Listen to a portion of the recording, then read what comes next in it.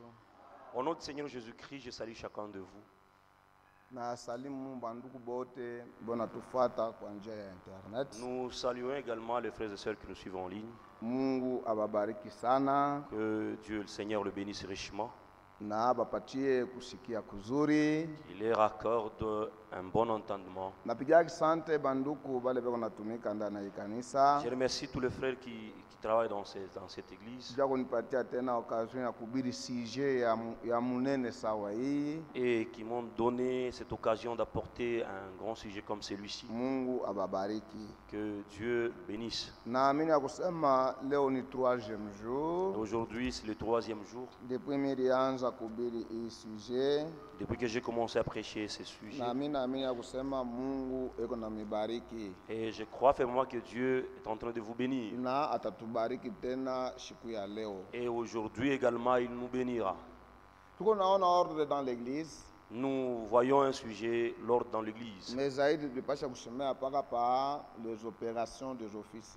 Beaucoup plus, tupasha kusema yule ya gisika ni makazi kunatumika. Ndio ile tulipasha kujicentre po. C'est là que devait être notre point central. Mais nilisema mwezi kusemea yule ya maopération des offices. On ne devait pas parler sur l'opération des offices dans Kama l'église. musemea yule ya doctrine de Si l'église. on ne parlait pas de la doctrine dans l'église. Tubale banapasha kutumika mu maoffice Ceux qui sont appelés à travailler dans les offices localement, banapasha kwa benye kuamini doctrine moya. ils doivent avoir la même foi sur la doctrine. Kama bale beko natumika ma office abana mu doctrine moya, Si ceux qui travaillent dans les offices n'ont pas la même foi, la même haina doctrine, tena ordre dans l'église, cela n'est pas l'ordre dans l'église, inakuwa désordre dans ce sera du l'église. désordre, kanisa.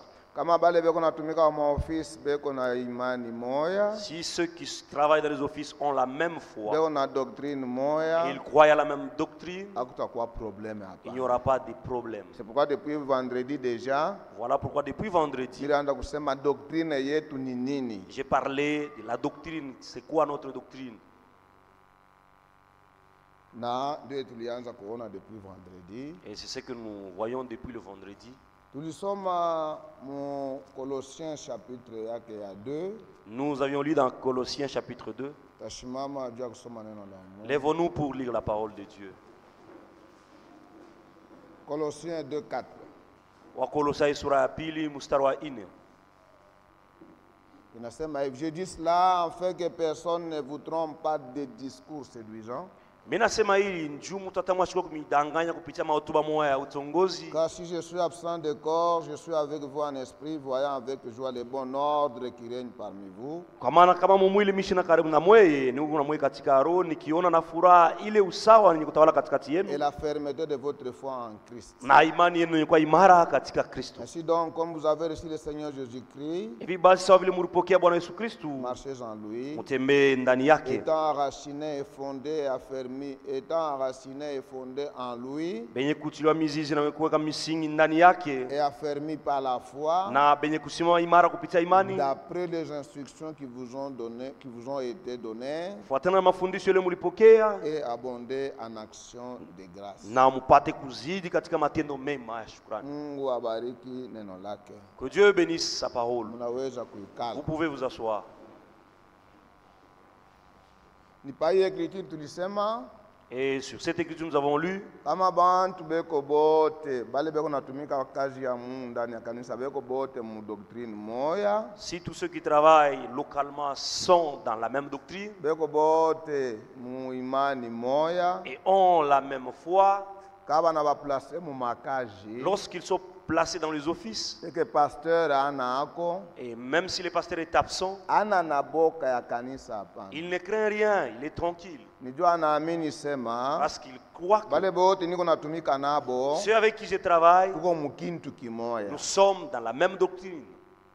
Na tulisema tena plus Et nous avons parlé plus. ke kuya muinite moya, Être dans l'unité, mukanisa kuya muinite moya, que l'église arrive dans l'unité, ni kuya mubateme ya Roho Mtakatifu. c'est être dans les baptêmes du Saint-Esprit. Kama bale beko natumika mukanisa Si ceux qui travaillent dans les offices, abana bote baptisé du Saint-Esprit, si tous ne sont pas baptisés du ke Saint-Esprit, bale bahubiri abana muinite, ces prédicateurs-là ne sont pas unis. batakuwa paka na ma problème à la longue. Ils auront toujours des problèmes. C'est pourquoi fois l'unité ile beko na tubiri L'unité dont il est ni question, bantu banakomea ce sont les gens qui grandissent banafika mubateme ya Roho Mtakatifu. et qu'ils arrivent dans le baptême du Saint-Esprit. Ndio natufikisha muunité moya. C'est ce qui va nous unir. Na tunarudia mu Efesiens, mu Corinthiens chapitre 14. Nous retournons un peu dans Corinthiens 14, Mule banasema Dieu n'est pas un Dieu de désordre, là où il est dit Mungu ana Mungu wa fujo, mais de paix. lakini ni Mungu wa amani. Mu Efesiens 1 Corinthiens chapitre 14. Wakorintho wa kwanza sura 14. Dit verset 32. Les esprits des prophètes sont soumis aux prophètes, Mario ya wanabii unatiwa nabii, car Dieu n'est pas un Dieu de désordre, kwa maana Mungu ana Mungu wa fujo, mais de paix. lakini Mungu wa salama. Hii écriture Yandiko inaangalia byote biko na jiopere mukanisa. concerne tous les dons qui s'opèrent dans l'église. Wala makazi yote na maadon byote biko nafanyika mukanisa. Cette écriture concerne le don et les offices dans Ndio l'église. binatufunga she bote Et kuyua kusema c'est tout ce qui nous unit, nous renferme. Inatufunga she qui bote nous enferme. ke she bote biko natumika ndani ya kanisa. Et nous tous qui œuvrons dans l'église, Quel que soit don ile muntu eko nayo, quel que soit le don que il quelqu'un peut faut posséder, iwe sema Mungu ana wafujo il hapana. doit savoir que notre Dieu n'est pas un Dieu de Mungu désordre, ni wa salama. mais il est un Dieu de paix. Kiswahili kia teketeke, Mungu ni wa usawa. C'est un Dieu d'ordre. Maana yake fasi yote pale hapana ordre mzuri Partout où il n'y a pas de l'ordre na peko et fujo, qu'il y a de la confusion, Mungu ana mukaji hapa. Dieu n'est pas à l'œuvre. Mungu eko mukaji fasi pale peko salama. Dieu œuvre là où il y a la paix et l'harmonie. C'est pourquoi tuliona sema Voilà pourquoi nous avons vu, juu mkanisa mkuye salama, pour qu'il y ait la paix dans l'église, shebote tunapaswa kuya mu doctrine moya. tous devront être dans la même doctrine. Bwana. Na tulisema doctrine yetu Et nous avons dit que notre doctrine aina ya Branham, n'est pas la doctrine de Branham, ne vient pas de doctrine Branham. yetu Notre ni doctrine, doctrine ya Jésus-Christ. c'est la doctrine de Christ. Ndio doctrine yetu. C'est cela notre doctrine. Na tulisoma ile mu 2 Jean chapitre 1 9. Nous avons lu dans 2 Jean chapitre 1, verset 9. Hakuna namna ya kurudia tuseme juu ya doctrine vile tuliweza C'est kuona. vraiment impossible que nous puissions revoir tout ce que nous avons vu au cours de la semaine. Kama unapenda kufuata, Si vous voulez suivre cela, iko deja pa internet. c'est déjà enregistré. Sikia 2 Jean, épître de Jean, kuanzia mu premier chapitre verset yake ya 9. Yohane wa pili, Vraiment mzuri sana. Nasema hivi 9. Kenya. Quiconque va plus loin ne demeure pas dans la doctrine de Christ, Yeyote anenda mbali sana ashikale mwile mafundisho ya Kristo, n'a point Dieu. ana na Mungu. Celui qui demeure dans cette doctrine Mwenye kuikala ndani ya hii mafundisho, a le Père et le Fils. yeye kuna Baba na Mwana pia. Wanataka kujua sema ndani ya kanisa yenu Mungu eko katikati yenu, Si vous voulez savoir que Dieu est au milieu de nous, Mungu eko natumika na mweye. Dieu œuvre au milieu de nous, Kintu kia kwanza la première des ifo choses, muyue sema muko mu doctrine ya Christ. vous devez être dans la doctrine de Christ. Kama hamuna mu doctrine ya Christ, Si vous n'êtes pas dans la doctrine de Christ, muko nafanya teatre mkanisa. c'est du théâtre qui se passe dans l'église. Na Christ ni parole. Et Christ, c'est la parole. Maana yake doctrine yenu iko mu parole. Notre doctrine est dans la parole. Kwa sababu Bwana wakati eko nahubiri Voilà pourquoi lorsque le frère Branham prêchait, anasema il dit, notre doctrine mafundisho ya msingi c'est la doctrine biblique. ni mafundisho ya kibiblia. Voilà. C'est pourquoi wakati eko nasumburia na frère Frank, Voilà pourquoi lorsque nous parlons avec Franck, wakati eko nasema juu ya bantu baitike ministère ya Frank, lorsque nous disons que les gens doivent accepter le ministère de frère Franck, sachant que doctrine est une doctrine biblique, venye kujua kusema mafundisho yetu ya kibiblia, anasema kutakuyaka muntu moya il y aura une personne, wakati atahubiri lorsqu'il prêchera, mshichike bile eko nasema n'acceptez pas ce qu'il vous dira, kama bina conforme na mandiko. à moins que ses prédications soient scripturées. Alléluia. Amen. C'est que alipenda kuonesha kusema Il voulait simplement dire bahubiri babya kweli. les véritables prédicateurs. Doctrine yabo Leur doctrine iko scripturaire. iko ya Biblia. C'est là que mutaona tutaangusha maeglize ya mingi Voilà sana. pourquoi nous ferons tomber beaucoup d'églises Yeko na fwa makelele mingi mu qui Lubumbashi. sont tellement bruyantes, Makelele mingi mu internet. qui font tellement beaucoup de bruit dans Internet, Mais Mungu abana naye. alors qu'ils n'ont pas Dieu en Ni réalité. a partir ya doctrine C'est sur base de la doctrine, njo inabangusha. c'est la doctrine qui les fera tomber. Alléluia. Amen. C'est pourquoi premier moage ya Éphèse, Dans l'âge de l'Éphèse, baminifu wa moage ya Éphèse, les croyants d'Éphèse, balikuya déjà capable ils étaient capables ya kuyua sema hivi ni vya bongo de savoir que ceci est la na vérité, hivi ni vya et kweli. ça c'est un mensonge. Et tunapasha kuyua ya kusema Et nous devons savoir que kanisa ilianza ku Pentecote. l'église a commencé à la Ile Pentecôte. kanisa ilianza ku Pentecote Et cette église qui a commencé à la iko Pentecôte naisha kazi yayo mwi age yetu. s'achève dans notre âge. Ndio mule mtafanika enlèvement. C'est là qu'il y aura l'enlèvement. Tunapasha kusurveiller sana neno ya Mungu. Nous devons surveiller les Écritures. Devons surveiller les Écritures. C'est pourquoi leo déjà Je comprends tu aujourd'hui, capable ya kuyua sema nous sommes capables de savoir, huyu anafundishaka vya bongo. c'est lui enseigne. Ses Huyu enseignements anafundishaka sont vya faux kweli. et celui-ci enseigne correctement selon la Tu parole. capable ya kuyua. Nous sommes capables. Kama vile yeko nafundisha Si ce qui nous est prêché, abina ndani ya neno ya Mungu. lorsqu'ils ne sont pas conformes à la parole. 1 Timothée Wa Timothée wa kwanza, chapitre 6 sura ya 6. verset yake ya 3. Sema Nasema hivi, si quelqu'un enseigne des fausses doctrines, wakati mtu anafundileta mafundisho ya bongo, il ne s'attache pas aux saintes paroles de notre Seigneur Jésus-Christ. na ashambatane kuile mafundisho maneno takatifu ya Bwana wetu Yesu Kristo. Kusema kwa teketeke, Dans le langage facile, asifundishe selon les Écritures. il n'enseigne pas conformément aux Écritures. Voilà. Njo unajua sema iko mu fausse C'est doctrine. là que nous saurons qu'il est dans la fausse doctrine. Na fausse doctrine Na mafundisho ya bongo haikalake na fondation. n'ont pas un fondement biblique. Haina na référence. Elles n'ont pas une référence. Sasa mshikie bien. Na mwewe unanifuata kwa mshikie bien. Et ceux qui me suivent, Fausse doctrine mafundisho yote ya bongo, haikalaki nafasi ya kusimamia. la fausse doctrine n'a pas de fondement biblique. Mais vraie doctrine Lakini mafundisho ya kweli iko na pale inasimamia a un fondement, ni pa saintes écritures. ni maandiko takatifu. Kama mtu anaanza kuhubiri vya bongo, Lorsqu'une personne prêche le mensonge, utashikaanza kutaka paka bantu. il citera seulement les gens. Niko na ubiri sa bakufuashi fulani. Je prêche comme tel. Tuko na ubiri sa frère fulani. Nous prêchons comme tel frère. Sha tubiri yake sa frère fulani. Nous ne prêchons pas comme tel frère. Atubiri yake sa église Nous fulani. ne prêchons pas comme cette Tuko na église. ubiri Nous prêchons selon les saintes écritures. kufuatana na maandiko takatifu. Ya memba prédicateur bafo. Na wahubiri wa bongo, Kama anapenda kuangamisha prédication yake, lorsqu'il veut prêcher, anaanza kutaya bantu.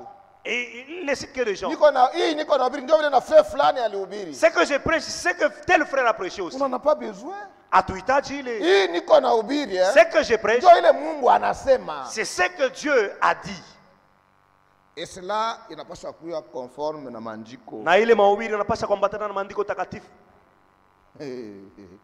Si quelqu'un enseigne des fausses doctrines, Kama mtu analeta mafundisho ya bongo, il ne s'attache pas aux saintes paroles de notre Seigneur Jésus-Christ yenye haina na msingi ya maandiko takatifu ya Yesu Kristo, et à la doctrine qui est selon la piété. na kuile mafundisho msingi yenye kwa kufuatana na Il est utawa, enflé d'orgueil, anashikwa na kiburi, il ne sait rien, na yeye ayue kitu, il a la maladie de questions oiseuses eko tuna magonjwa ya kuuliza uliza et des disputes de mots, na kuleta matamko moya ya d'où kuleta fujo, viennent l'envie, na ye kuleta tamaa, les querelles, mafujo, les calomnies kusingizia et les mauvais soupçons na kusema sema vya chini chini et de vaines discussions d'hommes na mabishano ya watu corrompus d'entendement, wenye kuwa abasikia mzuri, privés de vérité, wenye wanashindwa et ukweli, croyant que la piété est une source de gain. na beko nasema kutawa njoche mchemwe wa kupata chakula au fedha. Anawajia asema kuhubiri ni ujia kupata makuta. Ils pensent que c'est qu'en prêchant qu'on aura l'argent. Njo base ya false doctrine. Njo msingi ya mafundisho ya bongo. Bahubiri ba ma fausse doctrine. Les prédicateurs de la fausse doctrine. Banapendaka makuta sana. Ils aiment l'argent. Ils travaillent pour l'argent. Mais bahubiri ba mu Ephésiens 4. Mais les prédicateurs qui sont selon l'Éphésiens 4. Bale Mungu aliita. Ce dont Dieu a appelé. Beo natumika na plan. Ils travaillent ayant un plan. Abana na mwile plan abana na mambo na makuta baipate abaipate. Dans ces plans là, il n'est pas question d'argent. Beo nasema kile Mungu ana. Qu'ils aient l'argent ou pas, mais ils disent ce que dit la parole. Na tuko wakati ya mwisho. Et nous sommes au temps de la fin. Ndio maana mnaona tuko na ubiri paka hivi. Voilà pourquoi nous disons clairement. Voilà. Bwana tumika na plan. Ils ont un plan. Na ile plan, et ces plans, ndio ile tulisema, ce que nous avons dit, mufundishe baaminifu yenu. Enseignez aux croyants, aux fidèles, bashiende inje ya maandiko. Qu'ils ne puissent pas aller au-delà des Écritures. Ndio plan yetu ile. C'est cela notre plan. Seigneur. Ni 1 Corinthiens 4. Wakorintho wa kwanza sura 4. Mbaseur. Dada. Badada. Les sœurs. Nous vous enseignons à ne pas aller au-delà de ce qui est écrit. Le frère. Ce que nous vous enseignons, n'allez pas au-delà des Écritures. Ne mélangez pas la parole de Dieu à votre tradition, coutume. Ma traduction ya bantu bote ni ya bule bule. Makabila yote, madesturi yote ni ubatili. Et Congo, et ici au Congo, amuna kabila ya valeur. Il n'y a aucune tribu qui soit valeureuse que l'autre. Mais toutes les tribus sont vaines. Kabila moya ya valeur. La seule tribu valeureuse, c'est nous qui sommes nés de nouveau. Problème. Même si vous ne dites pas Amen, ce n'est pas un problème. La vérité n'est pas la vérité. La vérité demeure telle qu'elle. Et la Bible dit, les coutumes des nations ne font que vanité. Ne mélangez pas la parole à votre tribu. Non. Et il y a beaucoup de gens qui sont dans l'église, mais qui mélangent la tribu à la parole. Et se disent quoi, sainte doctrine? Non. Sainte doctrine, la sainte doctrine nous lie à la parole de Dieu. Clôture. Nous sommes clôturés, emprisonnés. Quand lorsque nous voulons quitter, il y a des garde-fous. Mais comment tu traverses de l'autre côté? La sainte doctrine, comment tu arrives à traverser de l'autre côté? 4 et 6. C'est à cause de vous, frères, que j'ai fait de ces choses une application à ma personne et celle d'Apollo.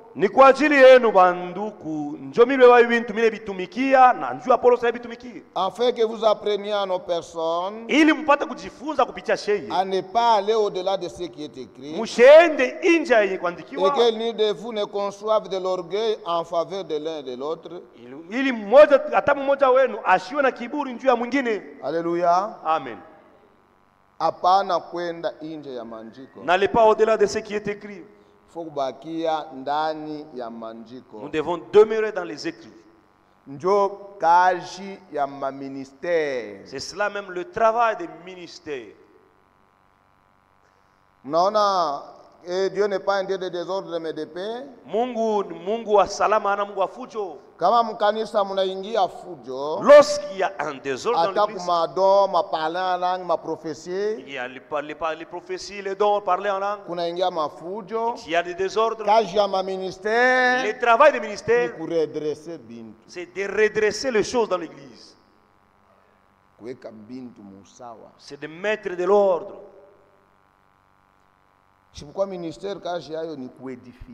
Voilà pourquoi le travail d'un ministère est d'édifier et d'affermir les fidèles dans la sainte doctrine. Donc ministre lorsqu'un ministre prêche et qu'après sa prédication il y a désordre, il n'a pas prêché correctement. Ce n'est pas Dieu qui l'a envoyé. Dieu n'est pas un Dieu de désordre, mais c'est un Dieu de paix. Nous Éphésiens ministère. Moi Éphésiens du mot tumishi. Ce que je vous ai dit au courant de la semaine. Kanisa inafanya 25 ans, 10 ans, 8 ans. L'église a commencé il y a de cela 25 ans, 8 ans, 10 ans. Mais il n'y a qu'un seul pasteur. Lorsqu'on lui pose la question, il dit non, les gens n'ont pas encore grandi. Ils n'ont pas encore atteint la maturité. Je n'ai confiance en personne. Mais qu'est-ce que tu prêches? C'est-à-dire, les gens n'ont pas encore atteint par tes prédications le niveau du baptême du Saint-Esprit. Ils n'ont pas encore atteint la vérité. Tu ne les prêches pas correctement. Lorsqu'ils sont prêchés correctement, ils vont grandir et tu placeras de l'ordre. Les autres, certains, ils évitent de placer les associés. Il est seul. C'est pour qu'ils ne puissent pas aussi donner aux autres l'argent. Comme ça, et ils bouffent tout. Et tout ça, ça s'appelle le ministre pasteur. Non. Vous redressez ma église. Redressez vos assemblées. Vous redressez ma prédication. Et redressez vos prédications. L'argent pour lequel vous faites vous resterez avec cet argent ici. C'est que les pasteurs c'est pourquoi nous devons nous empresser que les gens arrivent au baptême du Saint-Esprit. Et les croyants et nous qui les prêchons, nous arrivions à l'enlèvement. Éphésiens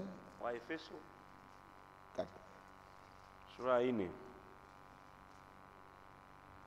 Éphésiens 4, 9. Commençons verset 8. C'est pourquoi il est écrit, il est dit, étant monté en haut, il a amené des captifs.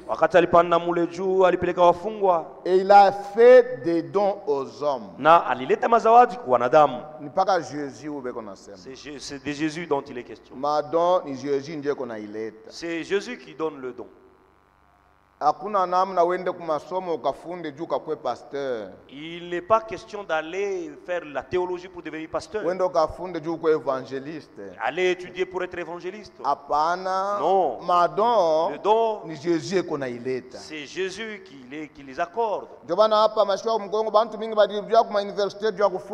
Voilà pourquoi dernièrement beaucoup de gens sont rentrés à l'université. Maintenant, je me pose la question.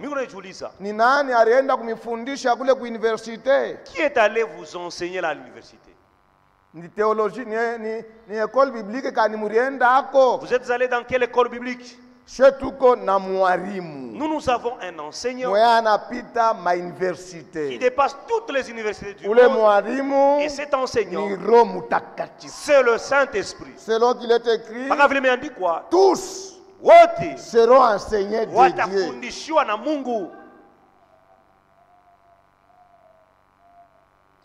Oh, que signifie il est monté, sinon qu'il est aussi descendu dans les régions inférieures de la terre?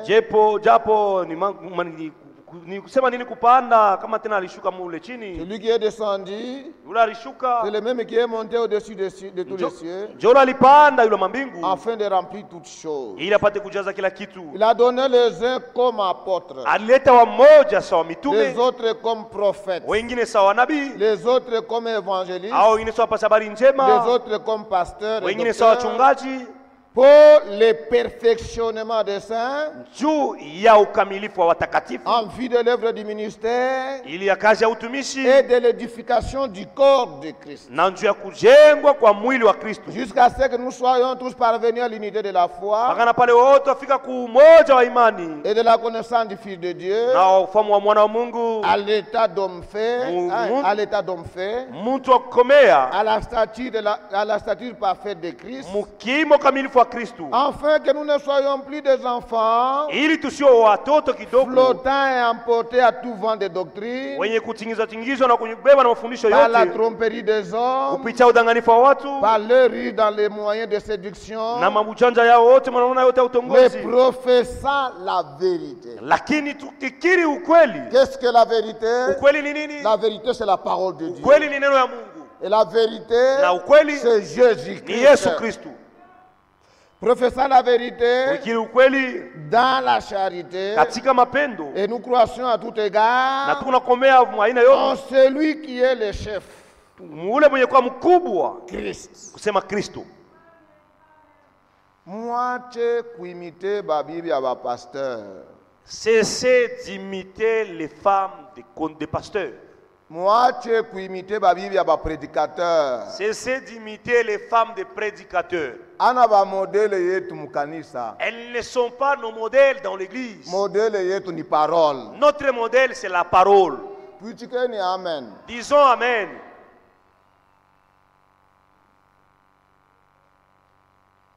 Amen. Amen. Le travail d'un ministère, c'est prêcher aux gens qu'ils grandissent et que ces gens soient capables de savoir que ceci c'est le mensonge et ça c'est la vérité. Et dans l'église, nous ne sommes pas fanatiques qui abaoubiri. Comme vous avez beaucoup de prédicateurs, et lorsque vous devenez fanatique de certains prédicateurs, vous n'êtes plus dans la saine doctrine. Vous êtes comme Watomazebu. Vous pouvez louer la capacité d'un prédicateur. Il a tellement bien prêché. Lakini mia shina mpendelevu. Nous sommes des fanatiques. Il y a parole de Dieu. Il y a neno ya Mungu. C'est quoi une église là, il y a 4 prédicateurs. Et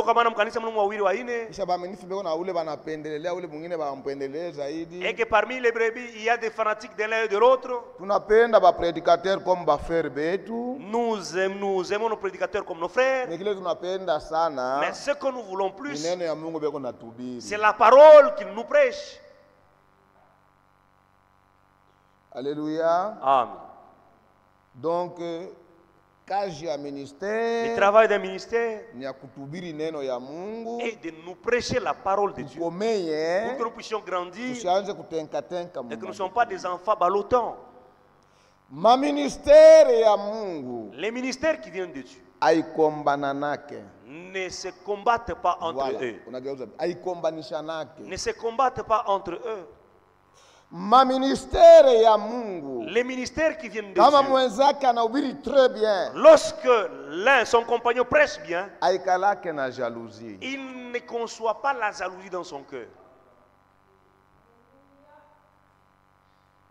C'est pourquoi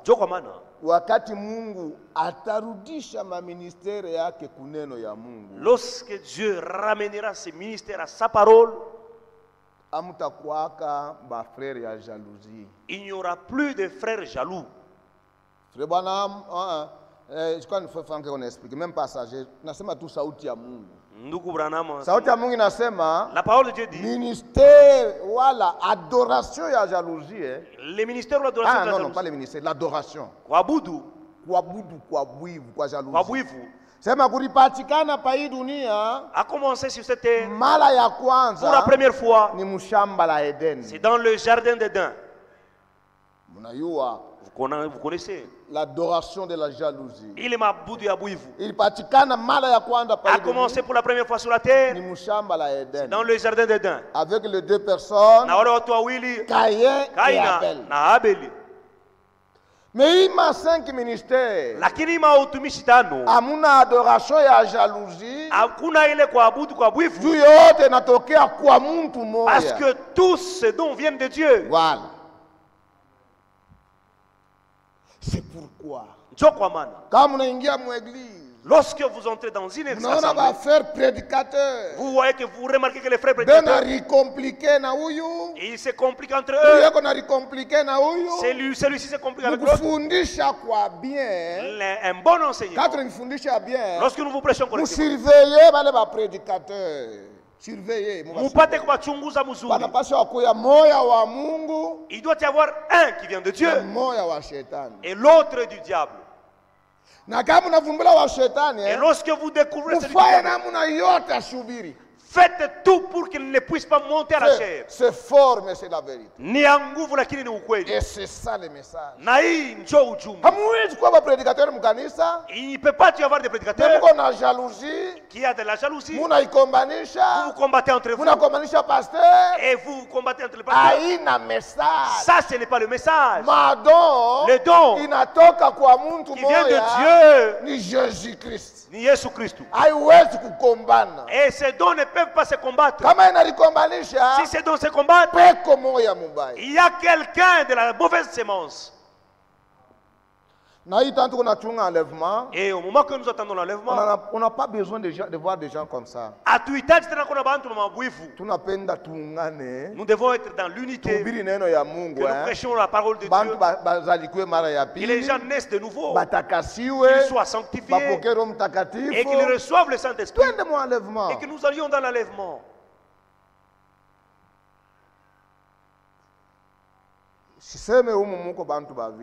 Je ne dis pas qu'il se trouve de mauvaises personnes au milieu de vous. Je prêche en ligne. Peut-être il y a quelque part que les gens me suivent. Donc, jalousie, adoration, il y a Caïn. Il est le mahaboudu ya Caïna. C'est lui qui tua son frère Abel. Aujourd'hui, tuer quelqu'un, ce n'est pas le poignarder dans le dos. C'est parler mal de lui. Ni kusema vibaya juu ya ule mtu. Kusema vibaya de manière que parler de manière vous le détruisez, vous détruisez son influence parmi les frères. Voilà, il a esprit à bien. Il a roho ya mzuri. Ministère tumishi qui vient de Dieu. Ni yenye kungana. Et ces ministères sont et je vous ai dit hier que nous ne prêchons pas seulement la parole. Apana, non. Mais tuko na plan ya Mungu. Nous avons le plan de Dieu. Na kisha, et après, tuko mu programme ya Mungu. Nous sommes dans le programme divin. Voilà. Nous sommes dans le programme divin.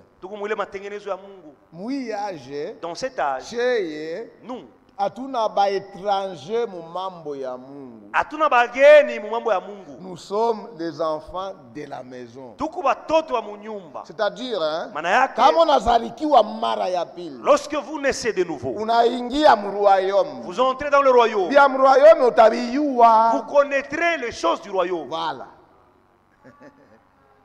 Nous ne sommes plus étrangers. Dans le royaume, c'est là notre maison. Parce que nous y sommes nés. Alléluia. Amen. Nous sommes du royaume. Nous ne nous joignons pas dans le royaume. Mais il faut naître. C'est pourquoi wakati tunasema, voilà pourquoi lorsque nous disons, atuseme sama sauti yetu, nous ne parlons pas de la manière d'homme, ou nous ne disons pas les paroles d'homme. Ndio banaandika fani somo. Je peux trouver ça. 2e Corinthiens. Wa Korinto wa pili. Chapitre yake ya 2. Sura ya pili. Ina 2e Corinthiens, Thessaloniciens. Thessaloniciens. Deuxième Corinthiens chapitre 2 verset 10. Wakorintho wa pili. Deuxième Corinthiens chapitre 2 ndio tuone mle Msalonisia. Sikie. Wakorintho wa pili sura ya pili verset 17. Mstari 17. Car nous ne falsifions pas la parole de Dieu. Kwa maana shay atuharibu neno ya Mungu.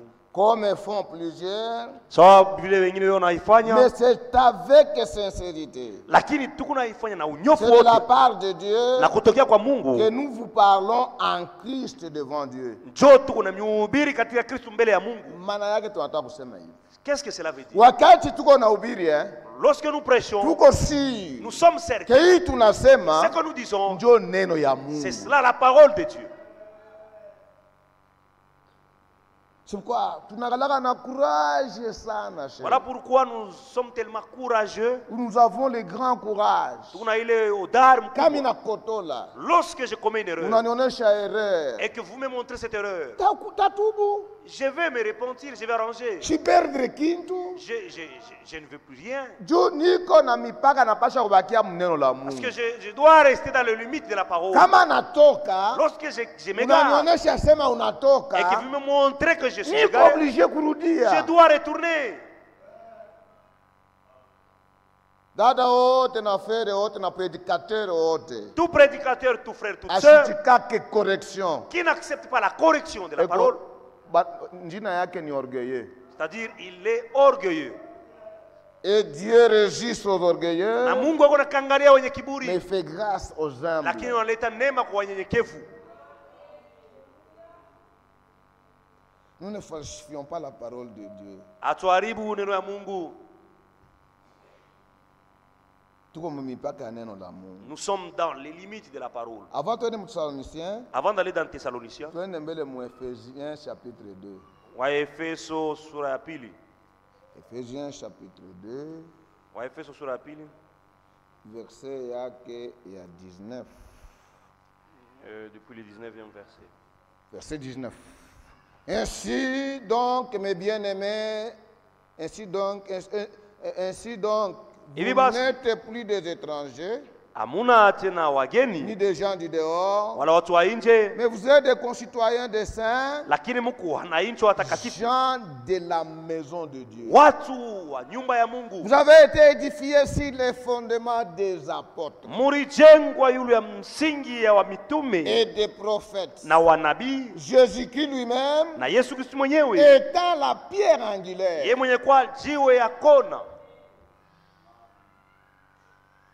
Il est couronne itapata ba mitume. La couronne qu'aura les apôtres. Ndio na shele tutapata. C'est la même couronne que nous avons prêché comme eux. Kwa maana tulihubiri sawa mbele wa mitume. 21. En lui. Nani yake. Tout édifice bien coordonné. Kazi yote yenye kufungwa mzuri. S'élève pour être un temple saint dans le Seigneur. Inashimama ili kuwa hekalu takatifu katika Bwana. Alléluia. Amen. En lui vous êtes édifiés na ndani yake mnajengwa pour être une habitation de Dieu en esprit. Ili tuwe makao ya Mungu katika roho. Saine doctrine, hii mafundisho safi iko na ubiri bantu et dont les gens prêchent, bafike mkipimo, on prêche aux gens Mungu ataikala ndani mwabo. Que ces gens-là soient une habitation de Dieu. Voilà. Saine doctrine mafundisho safi ikupeleke kubulevi. Que la saine doctrine t'amène à l'ivrognerie. Hapana. Non. Saine doctrine mafundisho safi ikupeleke kumondanite. T'amène à la mondanité. Hapana. Hapana. Saine doctrine mafundisho safi ikupeleke kuibia bafere makuta. Te pousse à escroquer aux frères. Hapana. Non. Saine doctrine mafundisho safi ikufanye kuya ndumba. Et cela te fasse une prostituée. Hapana. Non. Saine doctrine la saine doctrine inapeleka bantu musentete. Amène les gens à la sainteté. Alléluia. Amen.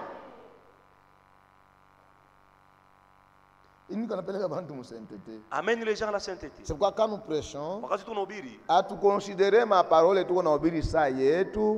nos paroles, les paroles que nous disons ne sont pas nos paroles. Apana. Non. Wa Thessalonica. Thessaloniciens chapitre 2. Wa Thessalonica kwanza sura pili. Verset yake chapitre 2 verset 13. Sura ya pili 13. C'est une doctrine. La sainte doctrine, une puissance. C'est une puissance. C'est une doctrine. Mafundisho safi, ni sainteté. C'est la sainteté. Kama mtu ya kweli comme sainte doctrine, si réellement vous êtes dans la sainte doctrine, fujo yote inamutoka. Il n'y aura plus de confusion, de désordre.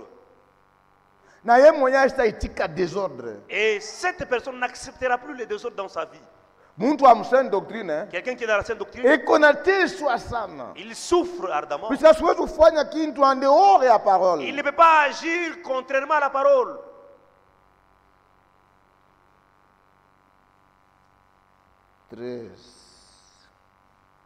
Kumi na tatu. 13. Dit. C'est pourquoi nous rendons continuellement grâce à Dieu de ce que nous recevons la parole de Dieu. De ce qu'en recevant la parole de Dieu.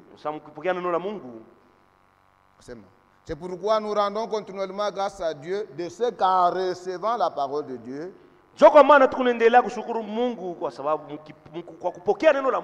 nous vous avons fait entendre, vous l'avez reçu, non comme la parole des hommes, mais comme ainsi qu'elle est véritablement comme la parole de Dieu, qui agit en vous qui croyez. La parole que vous recevez, vous ne la refusez pas comme la parole d'homme, mais vous la recevez comme la parole de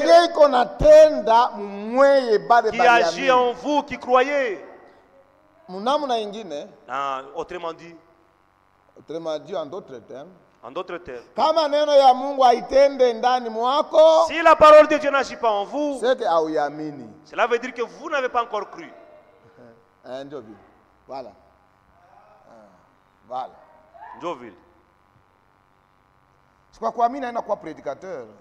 Croire, ce n'est pas d'être prédicateur. Croire, ce n'est pas être chanteur. Croire, ce n'est pas être pasteur. Croire, c'est un mystère. Ni siri.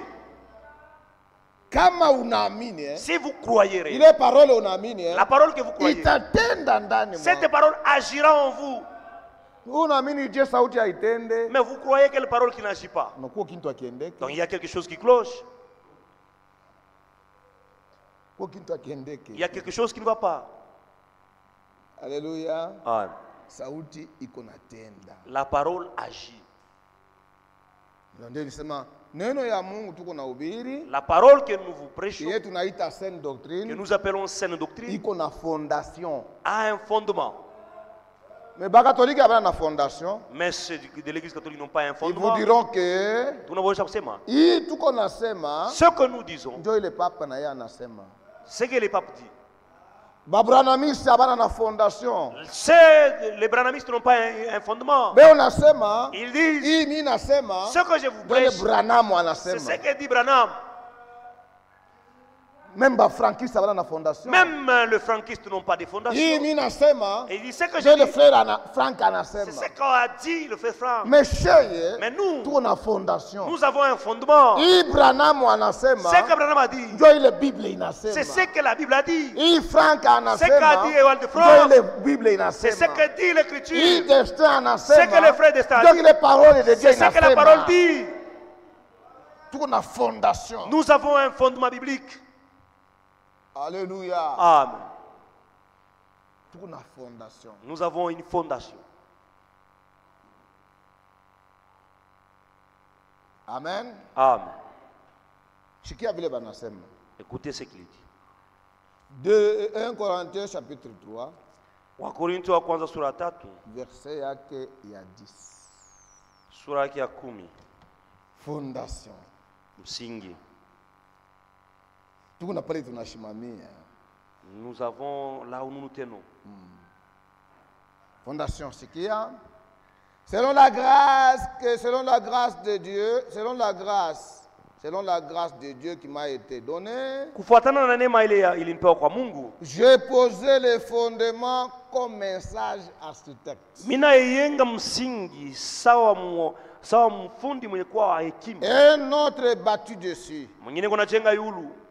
Mais que chacun prenne garde de la manière dont il bâtit dessus. Car personne ne peut pas poser notre fondement que celui qui a été posé, savoir Branham, savoir Franck, savoir Paul. Non.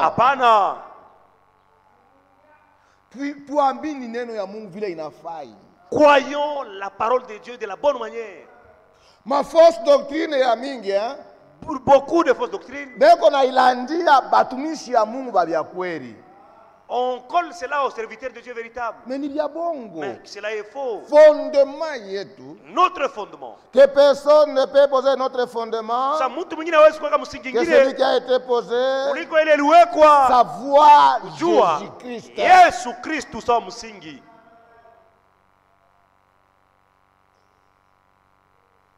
Frère, j'avais fait une déclaration dernièrement à Mampala.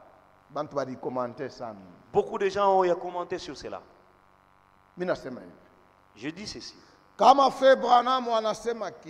Si Frère Branham dit quelque chose et que la chose n'est pas dans les Écritures, nous ne sommes pas obligés d'accepter cela. Lorsque Frère Franck déclare quelque chose et qu'il ne soit pas conforme à la parole, ne nous obligez pas d'accepter cela. Il y a de ces prédicateurs. De la Bible. Ces prédicateurs sont les prédicateurs de la Bible. Le message du temps de la fin nous a ramenés aux Écritures.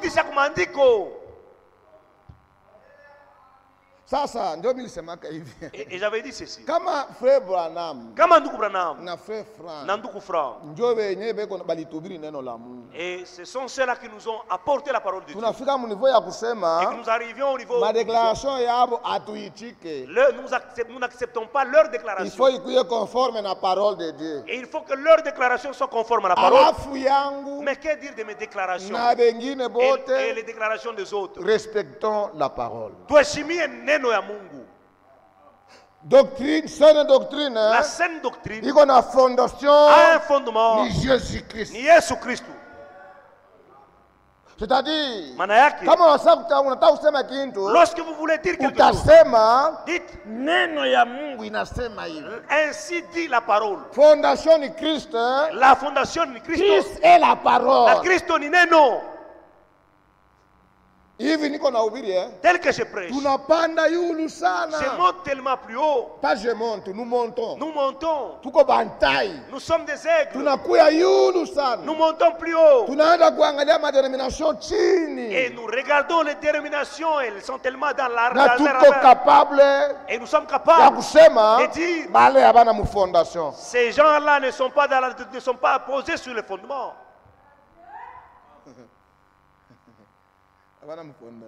Ils ne sont pas sur le fondement. Voilà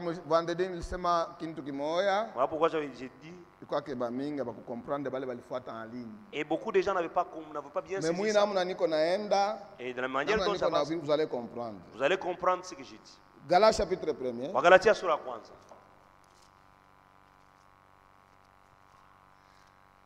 Na répété tena. Je répète. Saine doctrine. Mafundisho safi. Iko na fondation. Iko na msingi. Mais ma doctrine ya bongo. Mais les fausses doctrines. Haina na fondation. N'ont pas un fondement biblique. Galates chapitre 1er. Galatia sura kwanza. Verset 1 à 6. Sura mstari wa kwanza mpaka wa 6. Galates chapitre 1er verset 6. Galatia sura ya kwanza mstari wa 6 à 10 mpaka 10. Je m'étonne que vous vous détourniez si promptement de celui qui vous appelait. Mina shanga kwa maana muna geukia ula rimita kwa haraka. qui vous a appelé par la grâce de Christ pour passer à un autre évangile. Non pas qu'il y ait un autre évangile, mais il y a des gens qui vous troublent et qui veulent renverser l'évangile de Branham et qui veulent renverser l'évangile de Franck. Pas frère.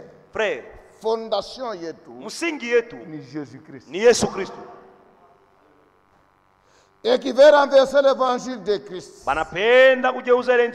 Mais quand nous-mêmes, quand un ange du ciel annonçait notre évangile, que celui que nous vous avons annoncé, que celui que nous avons prêché, qu'il soit anathème. Nous l'avons dit précédemment, je le répète encore à cette heure, si quelqu'un vous annonce notre évangile, que celui que vous avez reçu, qu'il soit anathème. C'est-à-dire, mukanyaka amuna doctrine mbili ya kweli. Il n'y a pas deux saines doctrines. Non et non. Hapana. Amuna imani mbili ya kweli. Il n'y a pas deux fois. Non et non. Hapana. Mwache malangage ya kusema. Cessez vos langages. Chebo tuko mfua ya Branham. Nous sommes dans la foi de Branham. Branham wana na imani yake. Branham n'a pas sa propre foi. Nous, imani, notre foi. Iko natoka mkushikia. Vient de ce qu'on entend. Na mkushikia parole ya Christ. Et ce qu'on entend vient de la parole de Christ.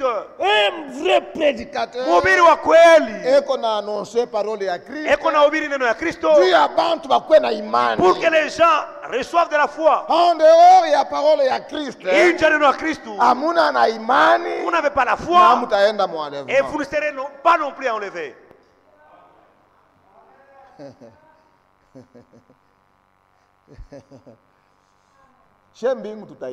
Nous, nous serons enlevés, nous entrerons au ciel. J'ai toujours dit que même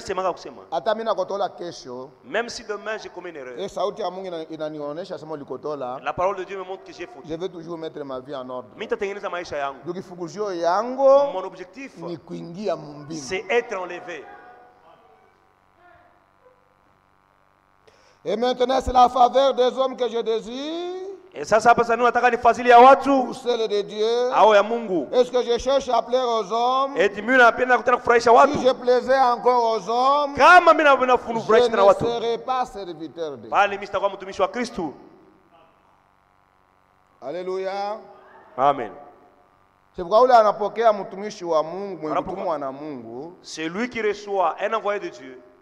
Anapata neema munene sana. Il reçoit la grâce véritable.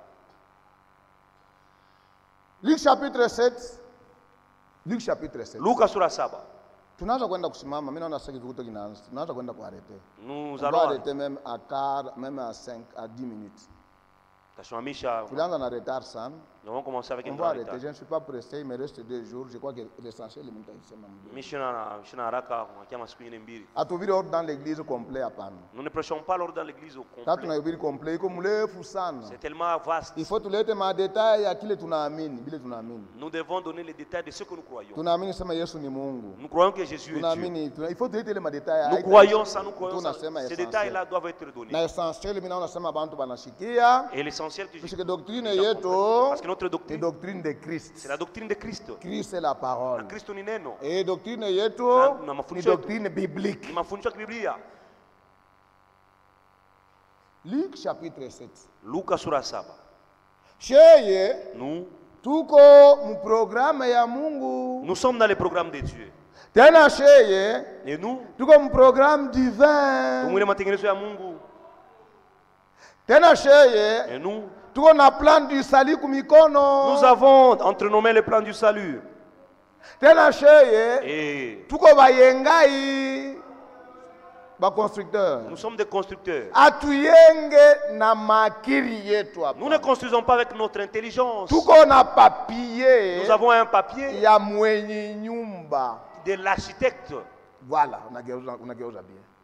Nous plaçons la fenêtre. Là où il a dit. La porte. Là où elle doit être.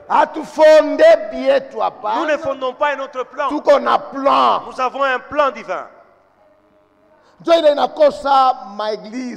C'est ce qui manque aux autres. Alléluia. Amen. Lucas. Je vu les doctrines et tout Luc chapitre 47. Lucas sura 7. Verset 29. Mstari wa 12 Hatutafuta faveur ya bantu. Nous ne cherchons pas la faveur des gens. Un bon prédicateur. Après la prédication, il ne cherche pas que les gens l'aiment. C'est vrai. Léo naomna unahubiri hapana weye. La manière dont tu as prêché aujourd'hui, toi. Hapana weye hapana. Non, non, non, non. Kisha unatoka unasema leo na bantu wenyewe baditapa. Je n'ai pas besoin que les gens puissent me louer. Unitape, unitape. Que vous puissiez me vanter ou non. Nous voulons que après la prédication que Jésus lui-même vous loue.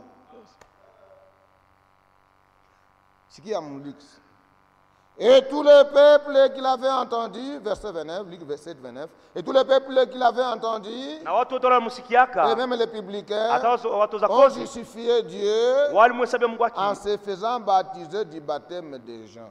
Walisema Mungu ni wa haki kwa sababu walibatiza watu na Wafarisayo et les docteurs de la loi na wale waandishi wote en se faisant pas baptiser par lui wakati walikatala wale wabatize ont rendu à leur égard les desseins de Dieu. Kusema walivunja mapenzi ya Mungu kwao.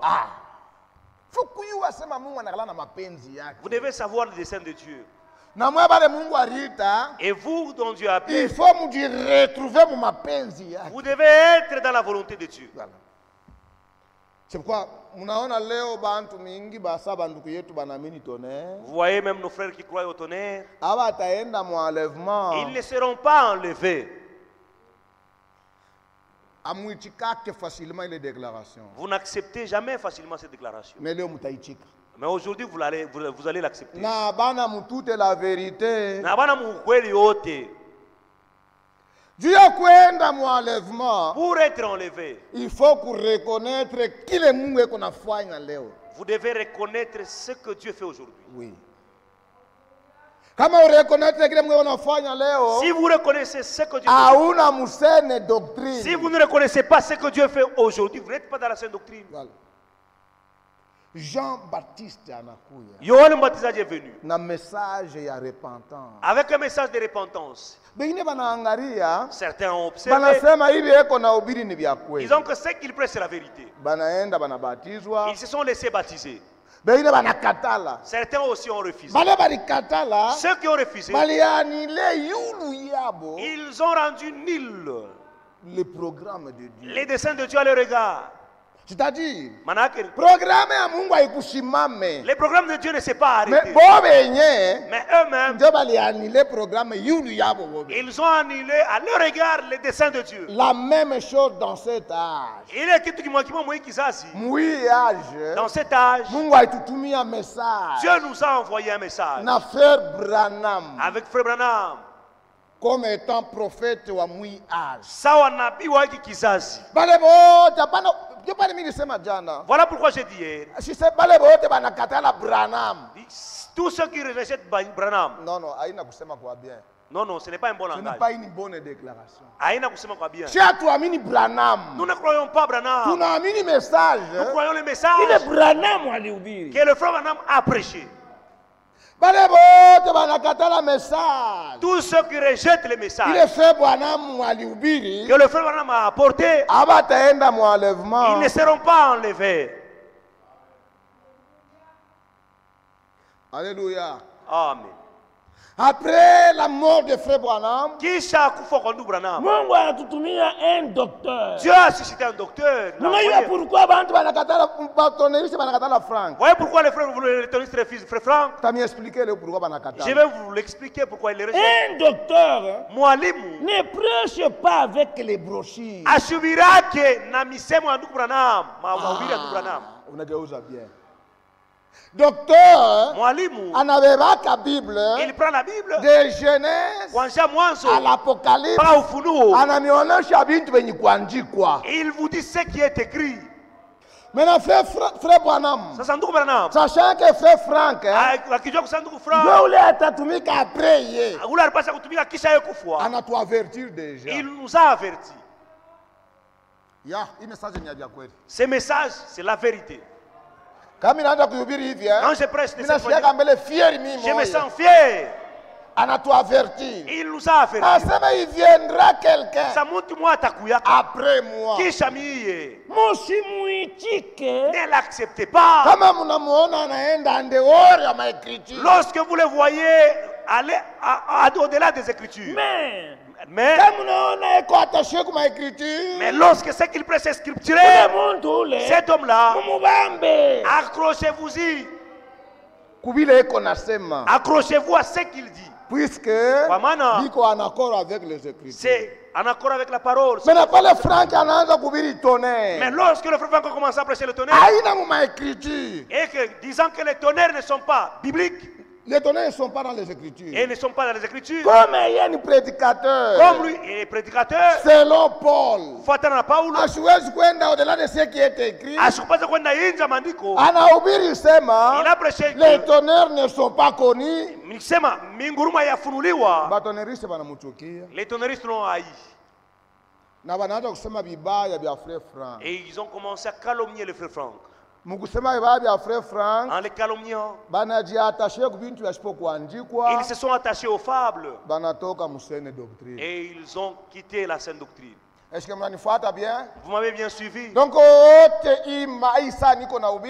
quiconque, pendant que je prêche, qui n'est pas attaché à la saine doctrine, il n'est pas dans la saine doctrine.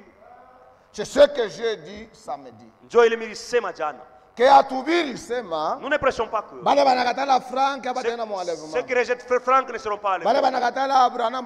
Ceux qui rejettent frère Branham ne seront pas allés. Si vous prêchez comme ça, ils ne vont pas bien saisir cela. Nous prêchons comme ça.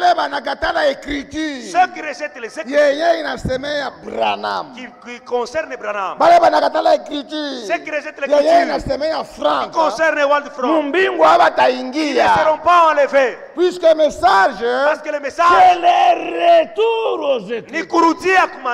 Franck, a une écriture qui concerne. Alléluia. Amen. Ni Matthieu 24, 40. Ni Mathayo 24. Branham, a une écriture qui concerne. C'est Malachie chapitre 4.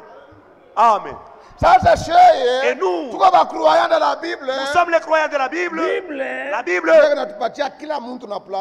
il donne chacun sa place. Dans cette place, nous aussi, dans les plans du salut, nous avons notre place. Alléluia. Amen. Je vais arrêter. Écoutez maintenant. Au début, il y a eu message. Au début de ces messages, lorsque le frère Franck avait déclaré, serviteur prudent.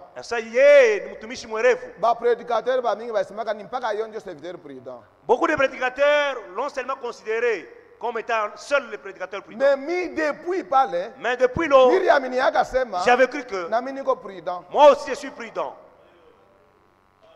Il est en confusion. Il était en confusion. Il y a ceux qui disaient prudent n'est pas comme moi, Franck. Le serviteur prudent c'est seulement fait Franck. Je n'avais pas accepté cela. Si Frère Franck est le seul prudent, et lui dit, je suis serviteur prudent. C'est lui dont Dieu a appelé par une voix audible. Son ministère était particulier. Mais toi aussi tu as été appelé. Même si vous n'avez pas été appelé par une voix audible, mais il t'a appelé. Ce n'est pas pour être un prédicateur insensé, non. C'est pour que tu sois aussi un serviteur prudent. Ceux qui sont prudents, ils construisent sur le rocher ou les fondements. Les insensés bâtissent sous le sable. Nous ne sommes pas des insensés. Nous sommes les sages et les prudents. Nous construisons, nous bâtissons sur le rocher. Et ce rocher, c'est Jésus-Christ.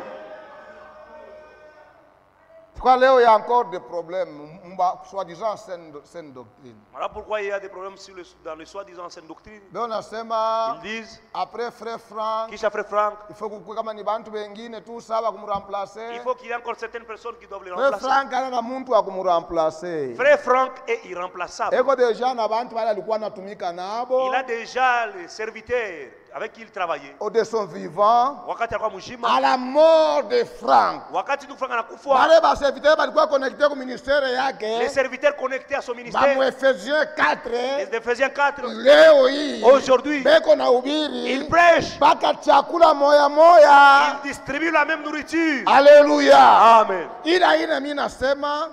Ce n'est pas moi qui dis ça. Ce n'est pas moi qui l'ai dit. C'est Franck lui-même qui dit.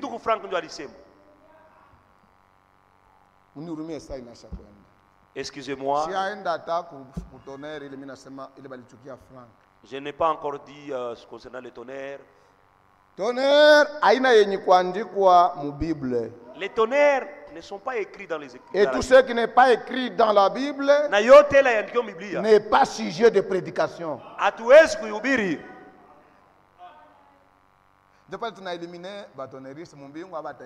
Voilà pourquoi nous déclassons les tonneristes dans la lèvre. Matthieu 24, 45. Il refuse, il rejette le ministère de Matthieu 24, 45. Et nous sommes les vierges sages. Les vierges sages, ils vivent de toute la parole qui sort de la bouche de Dieu. Lettre circulaire et on va arrêter. Barua kuzunguka. Lettre circulaire. Prêche la parole. Biblia inasema hubiri neno. Biblia inasema prêche makiri yako. La Bible n'a jamais dit prêche vos pensées. Prêche la parole. Hubiri neno. Insiste en toute occasion. On enseigne avec la parole. On convainc avec la parole. On corrige avec la parole. Alléluia. Amen.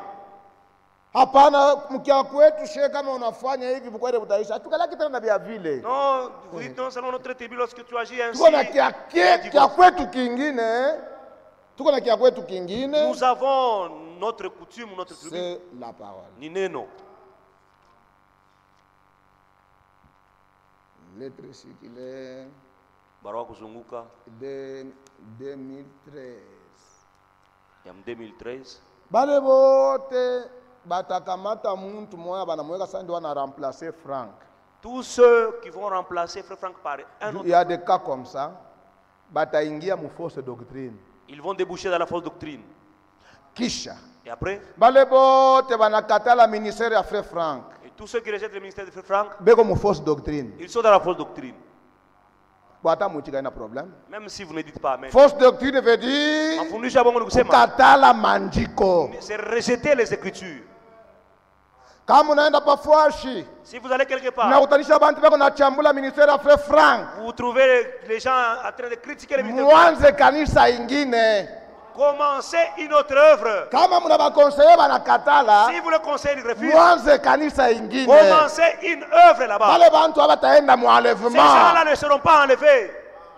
Ce ne sont pas nos déclarations.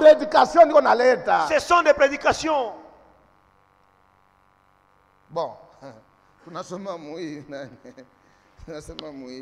Je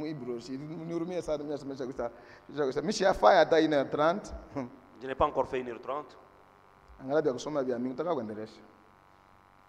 Mon serviteur, papa Jacques 12. Mon serviteur, je t'ai établi conformément à Matthieu 24, 45-47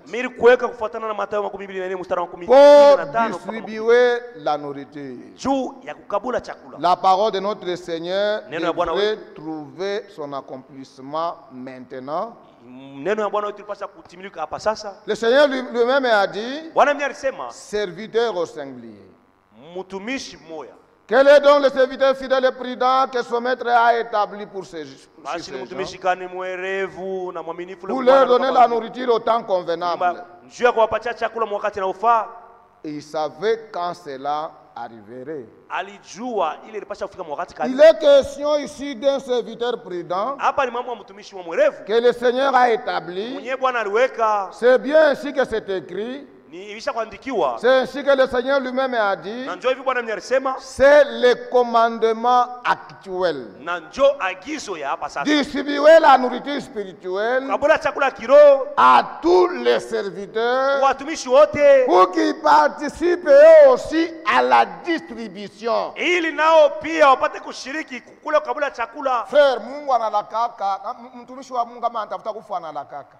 Frère, lorsqu'un serviteur de Dieu veut mourir, il dit au revoir. Avant frère Frank akufwe, avant que le frère Frank ne meure, alilaka, il a dit au revoir. Anasema miye, il dit moi, nafanya kazi yangu, j'ai accompli mon mandat. Na mweye, et vous, na mwe mufanye para yenu. Faites aussi votre part. Alléluia. Amen. Mwe banani? Vous qui? Les serviteurs qui ont été connectés, attachés à ces ministères. Il y a un ministère à serviteur prudent. Ce que j'ai dit concernant le serviteur prudent, il était aussi connecté à Malachie 4. Si frère Branham n'était pas venu, je n'aurais pas un ministère. Peut-être vous aussi, vous n'auriez pas un ministère. Si nous prêchons, c'est puisque Dieu a parlé. Nous parlons puisque Dieu a parlé. Nous nous taisons là où Dieu ne parle pas.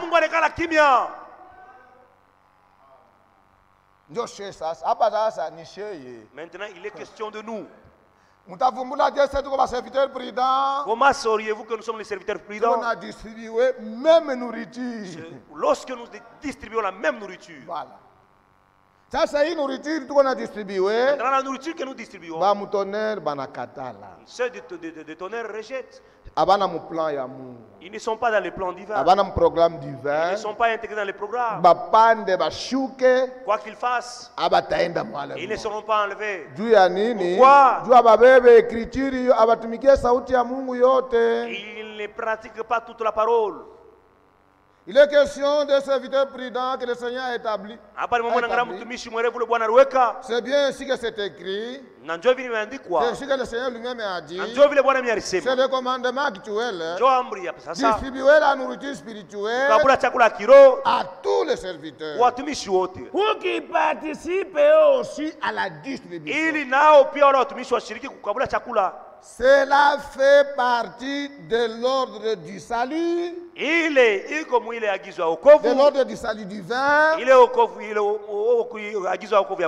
Auquel nous nous soumettons tous. Que Dieu nous bénisse. Nous avons le plan du salut. Et nous sommes dans l'ordre divin. Ordre divin, nous place dans les limites de la parole. Et maintenant que nous voulons sortir, comme on a remarqué que si vous remarquez que ce que vous faites n'est pas conforme à l'ordre divin, vous n'êtes pas dans l'ordre divin, vous êtes dans votre désordre. Ordre, utaratibu,